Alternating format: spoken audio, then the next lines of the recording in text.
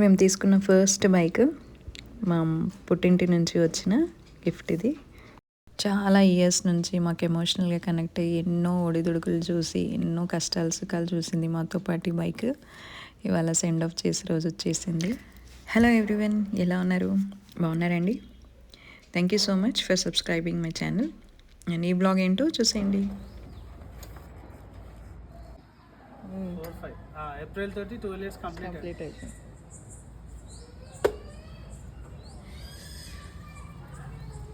Lucky బండి కాస్త వింతగానే అనిపించవచ్చు, బట్ మాకు ఎలాంటి ఆపద లేకుండా విఘ్నేశ్వరుడు కాపాడినట్టే బైక్ మాకు చాలా తోడిచ్చింది.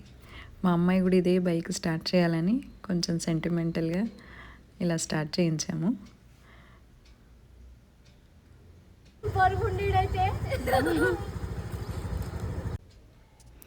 లాస్ట్ ఫైనల్ రైడ్ అనుకొని మళ్ళీ ఒకసారి రైడ్ చేసుకొని వచ్చాము. 90s కిడ్స్కే ఎమోషనల్ బాండింగ్ ఉంటుందేమో అనిపించింది. ఇప్పుడున్న పిల్లలతో పోలిస్తే అసలు మనుషులకే వాల్యూ ఇవ్వట్లేదు. బట్ ప్రతి మనిషికి ఒక సెన్సిటివ్ కార్నర్ అనేది తప్పనిసరిగా ఉండాల్సిందే. అది నిర్జీవమైన వస్తువు అయినా ఇంకా మనిషి అయితే ఇంకా చెప్పనక్కర్లేదు. ఇప్పుడు ఇన్సిడెంట్స్ చూస్తే కొంచెం భయం వేస్తుంది. But we are lucky. అండ్ మనం మన పిల్లలకు కూడా అలాంటి సెన్సిటివ్నెస్ కంపల్సరీగా పెట్టాలి. సో ఫైనల్లీ లాస్ట్ రైడ్ ఈ బైక్తో చాలా ఎమోషనల్గా అనిపించింది ఈ బైక్ వదిలేస్తున్నప్పుడు. బట్ కొన్ని మార్పులు అయితే ఉండాలి. అంటే మనం ఏదైనా కనెక్ట్ అవుతే దాన్ని వదిలేసుకోవాలి అంటే ఎంతో కష్టపడాలి అంటారు కదా.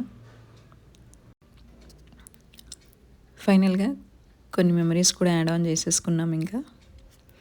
బట్ ఎనీవే, మార్పు అనేది సహజం కదా. సో కొన్ని వెళ్తూ ఉంటేనే మళ్ళీ కొత్త వాటిని ఆహ్వానించాలి. Missed it. Thank you for watching.